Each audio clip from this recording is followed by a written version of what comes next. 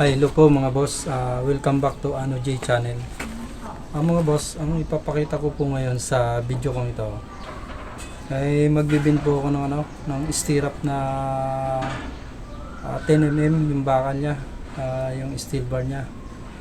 Yung steel bar may haba po siya na 6 meters. Ngayon po ako ng 1 meter po mga boss. Ang makukuha kong putol-putol dun sa isang bakal ay 6 pieces po siya kasi 1 meter lang po yung kukunin ko. Ngayon po, ibibin ko po yun ng gagawin kong stirrup. Ganito mga boss. Itong stirrup na to mga boss ay 10mm. May sukat po siya na 4. O ganun, 4 inches. Pababa po, 25 cm po yung 25. Kung ganito, yung 4 inches, yung ay 10 cm. Ayun po, gagamitin ko sa column, saka sa beam. Isang sukat lang po siya. Ayun po mga boss, yung magiging finish ng ng beam,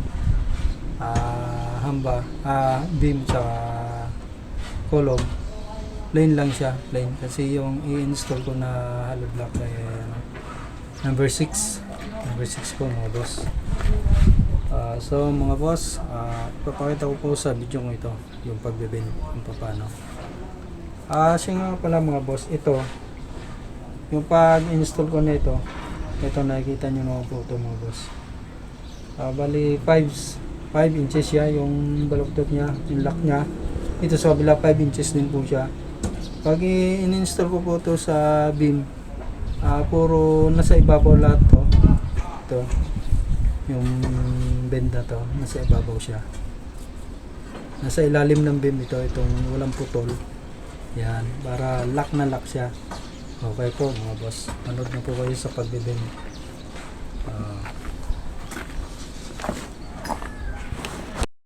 Yan po mga boss, papakita ko na po sa inyo kung paano ibibin kung stirrup na 25x4 na yung finish niya ay plain. Mga boss, ito nga palang bakal na ito ay 10mm. Yung isang bakal may haba ito na 1 meter. Yung isang buong bakal ito na mahaba ay 6 meters yun. Kaya ang makukuha natin sa isang bakal ay 6 na putol. Ayan. Ito lang yan po mga boss. 1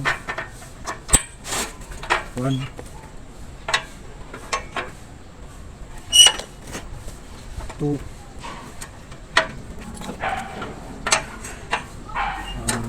3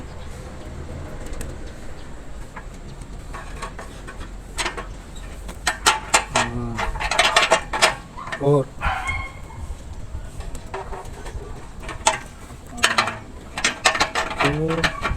5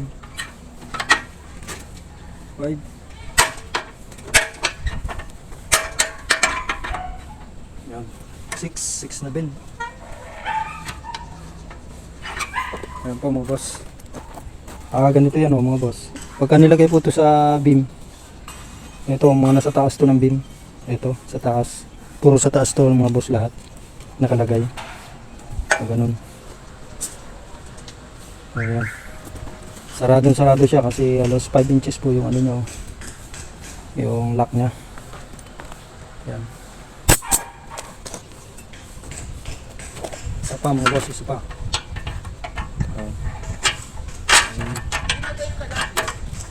One.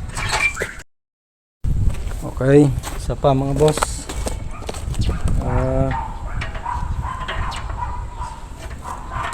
Ito. 1. Tutok lang mga boss dito, nakatutok lang. Ito yung galing dito kapunta ron, ito yung 25. Ayan. Saka ito naman mga boss, galing dito, ito yung 4. Nakatutok lang yung dito. Tapos pag 1, 2, 3 1, 2, 3 pang 3, iaangat po na konti. Iaangat mga boss ko naman. Yan. Para di sila magtatama.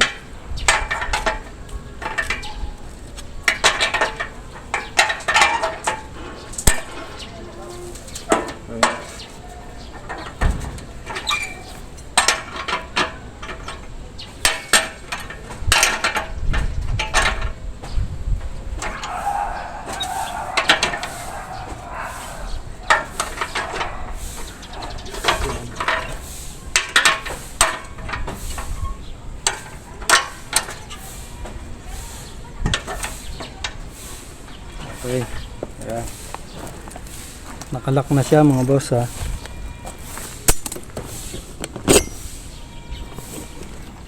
Ito mga boss, bearing yan, nakikita nyo naman po, bearing yan. Tapos to solid shafting na biniyak. Ito bearing din. Yan. Tapos nilagyan lang po siya ng handle. May sukat po tong bindiran na to na ano. 90 yung sukat niya galing sa flooring, yung taas niya. Ayan po, kung wala pa po kayong idea sa pagbibend bindira na ganito, ayan, makikita nyo naman po sa video na to. Ayan.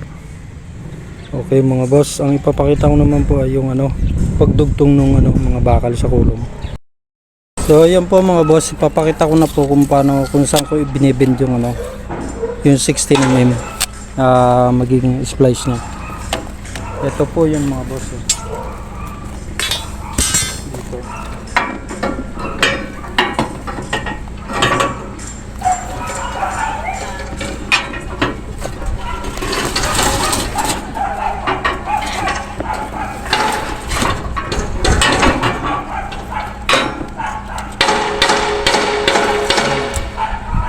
Sukat ka ng 70. Tapos tubo.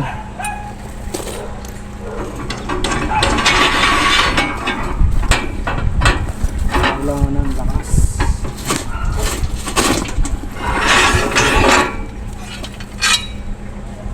Babalik ka rin lang. Sabit dito. Yan, gano'n.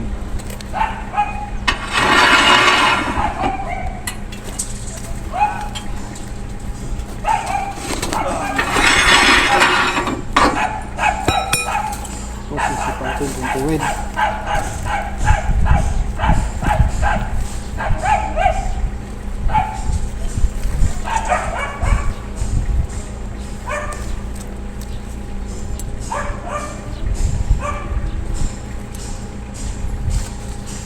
Ayan mga boss, okay na po siya. Ayan na. Ayan. Kung gaano kalaki yung bakal, 16mm. 16mm din po yung pinakang bend mo. Ayan. Isa pa mga boss.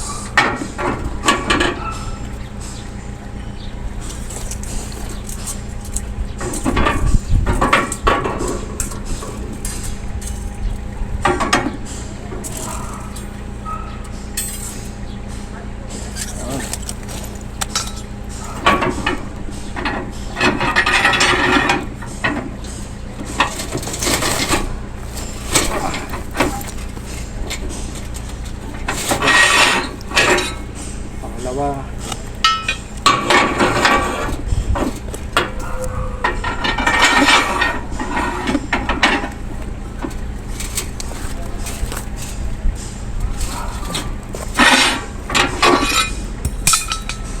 Ayan po.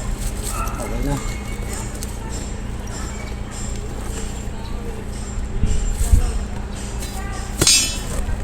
Ayan. Itinira ko talaga yung dalawa na yan na bakal para papakita ko po sa video ko ito kung paano ko ito binibend. Ganun lang po. Basic lang po. Kailangan lang po ng lakas ng katawan.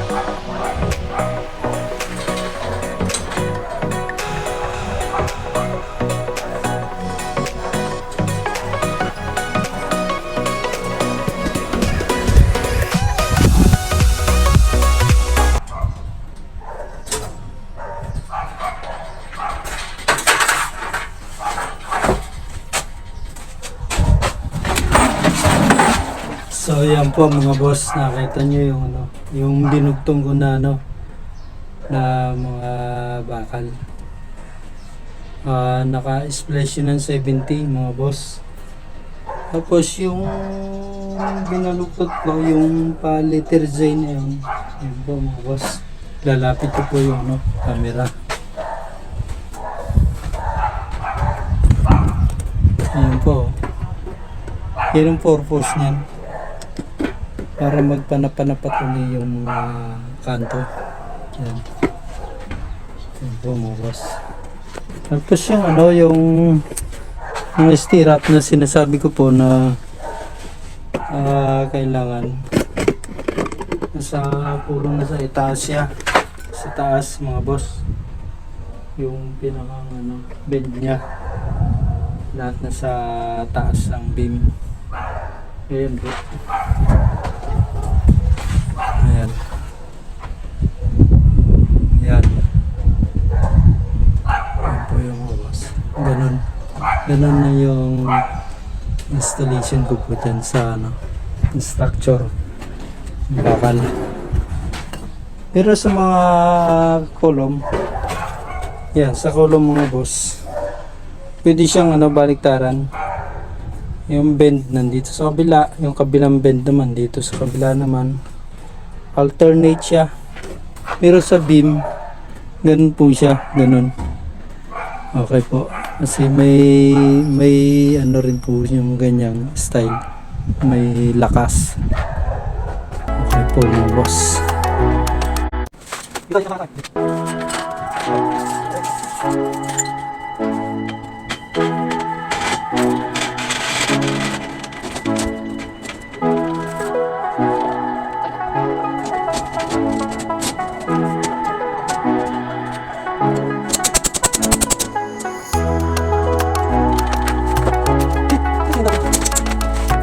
Mga boss, pakita mo na talaga ng step sa video. Pag sama-sama.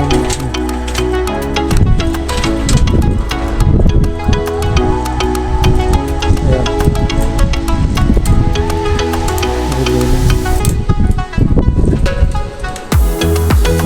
Huwag mo siya tumulog sa kabila. Pakalasin din ang malini.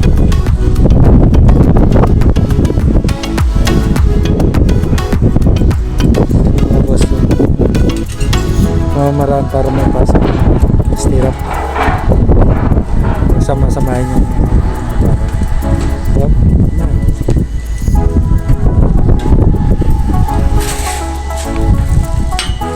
yan naman yung kan stirrup.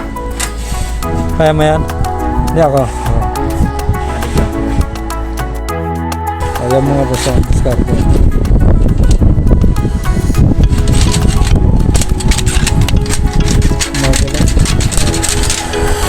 Ito, kasi nandito yung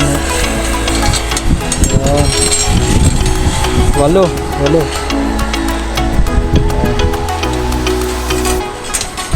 Dali lang para malikot eh.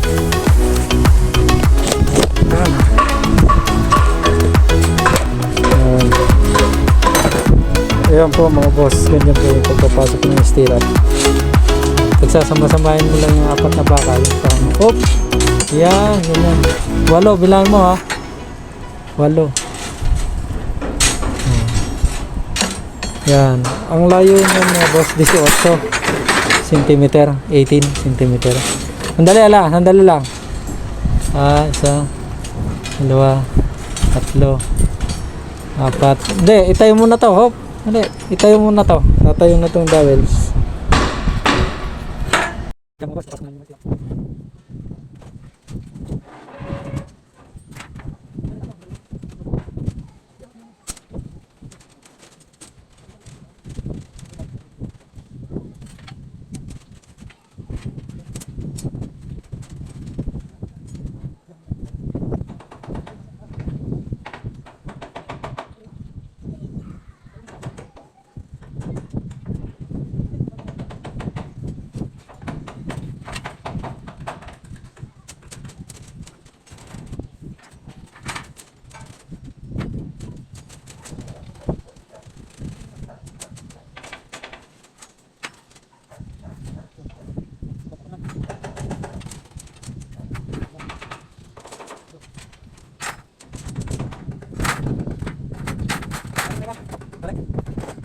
So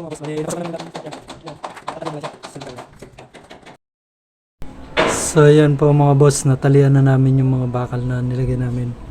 Stirrup. Yung column 16mm. Yung top beam 12mm. Yan o. Bali form na lang kulang yan boss. Concreting. Mga boss, may dadagdag po pala ako na idea. Doon po sa sa pagdugtong ng bakal sa column. Ano po? Ito. Dudugtungan ko ito ng bakal para makarating siya rin sa top beam para maging matibay. Ito po, ganito po yung mga boss. Yung kung nakikita nyo po ito, bend ito. Ito, parang liter Z siya. Nakabili siyang ganon. Tapos itong isa, ganon. Itong isa pa kaliwa, pa kanan. Ngayon po, ito yung sasalpak sa pagdugtong. Ganito mga boss.